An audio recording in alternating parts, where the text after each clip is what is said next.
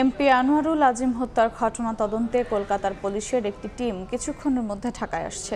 বিস্তারিত জানাতে রাজধানীর মিন্টো রোডের ডিবি কার্যালয়ের সামনে আছেন রিপোর্টার আতাউল কাউসার। সরাসরি যাচ্ছি তার কাছে।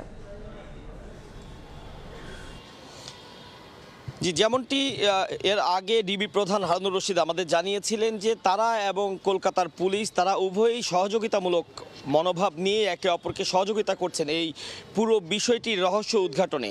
আর সে কারণেই আজকে কলকাতা থেকে পশ্চিমবঙ্গের পুলিশের একটি টিম তারা বাংলাদেশে আসার কথা রয়েছে এবং আমরা যতটুকু জানি যে তারা ইতিমধ্যে বাংলাদেশে এসে পৌঁছেছেন। যে কোনো সময় গোয়েন্দা পুলিশ কার্যালয়েও তারা এসে হাজির হবেন এবং সেক্ষেত্রে আমরা যদি সুযোগ পাই আমরা তাদের কাছে জানতে চাবো আসলে তারা কি উদ্দেশ্য নিয়ে বাংলাদেশে এসেছেন।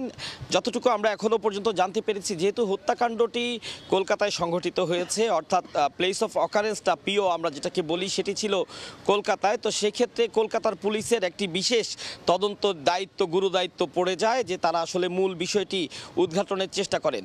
তো যার প্রেক্ষিতেই কলকাতার পুলিশ আজ বাংলাদেশে আসছেন এবং কিভাবে হত্যাকাণ্ডটি সংঘটিত হয়েছে যতটুকু গোয়েন্দা পুলিশ প্রধান আমাদের জানিয়েছেন যে মাত্র আধা ঘন্টার মধ্যেই পুরো হত্যাকাণ্ডটি সংগঠিত করেছে এই কিলিং মিশনে অংশ নেয়া মোট 6 জনের বিষয় আমরা জানতে পেরেছি এবং তাদের পরিচয়ও তিনি আমাদেরকে জানিয়েছেন। তিনি বলেছেন যে মূল যে হত্যাকারী তার নাম তিনি ইন্ডিয়ায় ব্যবহার করেছেন আমানুল্লাহ আমান নামে, যদিও তার প্রকৃত নাম শিমুল ভূঁইয়া। তিনি খুলনার অর্থাৎ একটি চরমপন্থী দলের নেতা ছিলেন।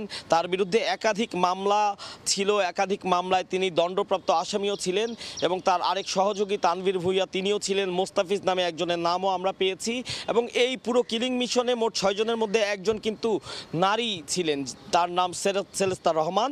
এবং যতটুকু আমরা জানতে পেরেছি গোয়েন্দা পুলিশ প্রধান আমাদেরকে যতটুকু জানিয়েছেন যে এই হত্যাকাণ্ডটি যিনি অর্থের বিনিময়ে ঘটিয়েছেন, অর্থাৎ মূল যিনি পরিকল্পনাকারী সংসদ সদস্য আনোয়ারুল আজিমের একসময়কার ব্যবসায়িক পার্টনার, একসময়কার বন্ধু, তার নাম আখতারুজ্জামান শাহিন, যিনি পলাতক, যিনি ইন্ডিয়া থেকেই পালিয়ে গিয়েছেন, বাংলাদেশে তিনি আর ফেরত আসেননি। তার একজন গার্লফ্রেন্ড ছিল যার নাম সিরাস্তা রহমান।